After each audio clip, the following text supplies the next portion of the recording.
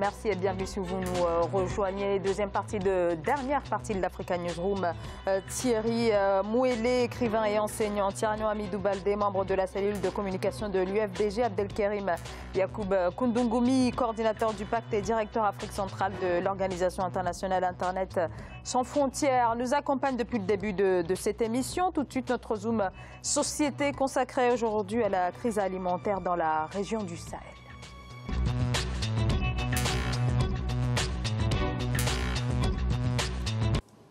Et la situation ne s'améliore pas, bien au contraire, en cause l'intensification des conflits, mais aussi la sécheresse qui persiste au Sahel. Il s'agit de la crise la plus grave que connaît la région depuis 2012 et l'ONU alerte sur les mois à venir. Des millions de personnes sont menacées, les enfants sont en première ligne et le spectre de la famine n'est malheureusement pas loin. C'est le cas notamment au Burkina Faso. Ibrahima Djoumaba. Les autorités burkinabées et le programme alimentaire mondial s'engagent davantage dans la lutte contre la faim dans les régions défavorisées. Ils sont près de 1 million de personnes à avoir besoin d'une aide alimentaire au Burkina Faso. Dans le village de Pobé Mengao, situé dans la province du Soum par exemple, certaines familles peinent à subvenir aux besoins alimentaires. Le gouvernement a mobilisé des ressources et les autres partenaires aussi. Et la partie du PAM, c'est à nourrir 603 000 personnes pendant la période de soudure, la période de faim. Ça veut dire juin, juillet, août, septembre. Et voilà, on a lancé ce processus des premières distributions il y a quelques jours avec le ministre de l'Agriculture dans la zone qui est la zone la plus prioritaire, la zone de Soum, où il y a une grande carence alimentaire, un grand niveau de malnutrition, mais aussi c'est compliqué par l'insécurité. Depuis quelques années, le Sahel ouest africain fait face à une sécheresse accablante, accentuée par des variations climatiques cycliques. Cela a engendré la détérioration des cultures, entraînant des pénuries alimentaires, notamment dans les zones périphériques. La saison sèche, qui dure normalement de février à juin, s'étend parfois jusqu'au mois d'août par endroits. En plus de ces facteurs climatiques, l'inflation s'invite dans les marchés à cause des pénuries de céréales.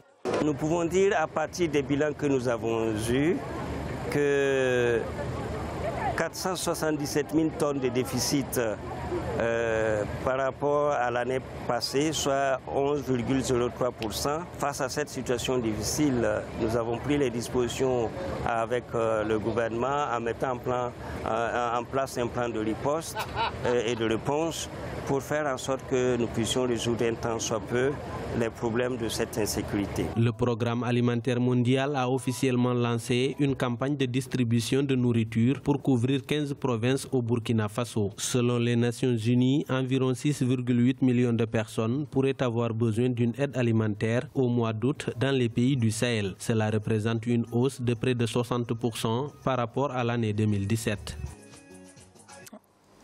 Alors, le Burkina Faso est l'un des 6 pays touchés par la menace de famine qui menacerait au total 6 millions de personnes dans la région. Et les Nations Unies manquent de fonds. Alors, depuis des années, on a vu des différents programmes qui sont lancés par les États, mais aussi les organisations internationales, des projets financés par les bailleurs de fonds pour éradiquer la faim, mais celle-ci est toujours là. Dans certains pays, elle tend même à augmenter, comme on a pu le voir dans le reportage. Faut-il, Thierno Hamidou Baldé, revoir l'approche de ces différents programmes?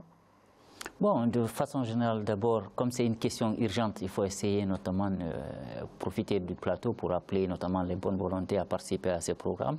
C'est une urgence, notamment des enfants qui souffrent de la faim. Donc appeler notamment les pays qui ont l'habitude de contribuer ou en tout cas les personnes de bonne volonté de continuer notamment à mobiliser des fonds pour soutenir ce programme d'urgence. Mais ce n'est pas la solution. Là, c'est une solution urgente.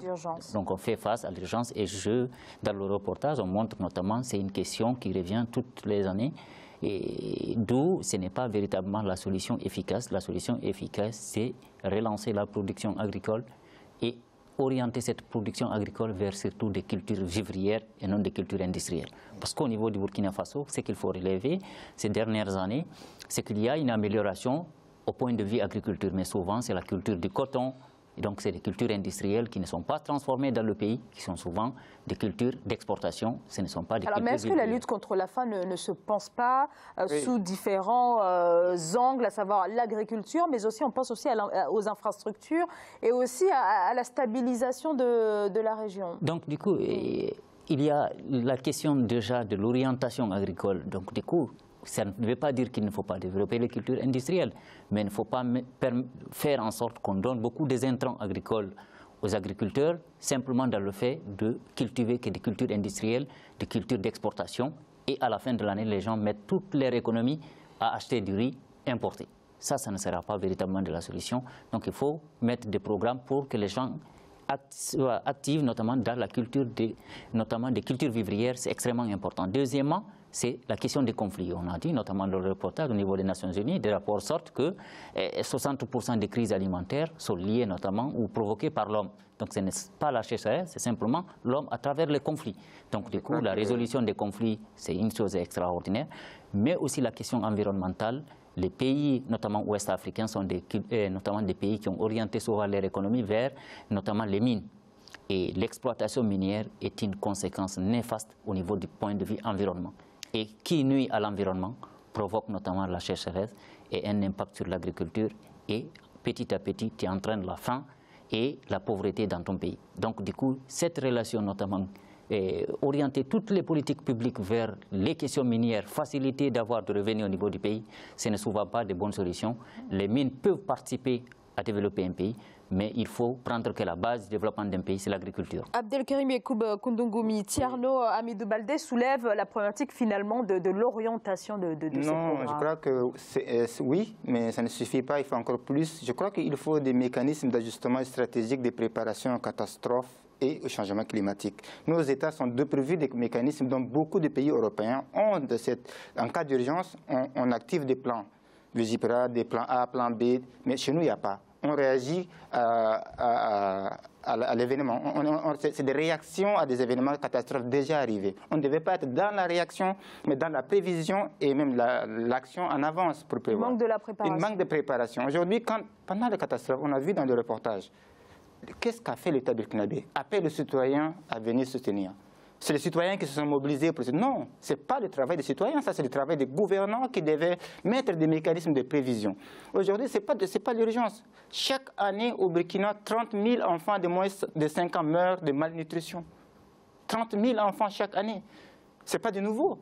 Donc c'est un truc structurel, une pauvreté complètement structurelle, problème d'accès, comment on appelle, à l'alimentation. Donc je crois que l'État burkinabé doit revoir sa position. Aujourd'hui, on a l'impression que nos États africains vivent sur le fil.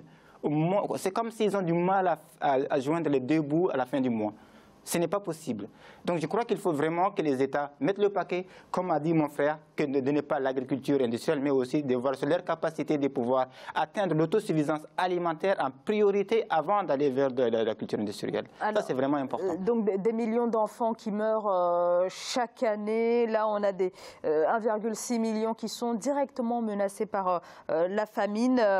Thierry Mouélé, la persistance de ces crises alimentaires interroge directement les politiques africaines menées notamment pour s'attaquer aux causes structurelles de ces crises alimentaires. Justement, c'est ça vraiment le problème. Parce que vous avez remarqué que depuis que nous avons commencé cette émission, il y a un fil conducteur sur tous les trois sujets que nous avons abordés. C'est de vision.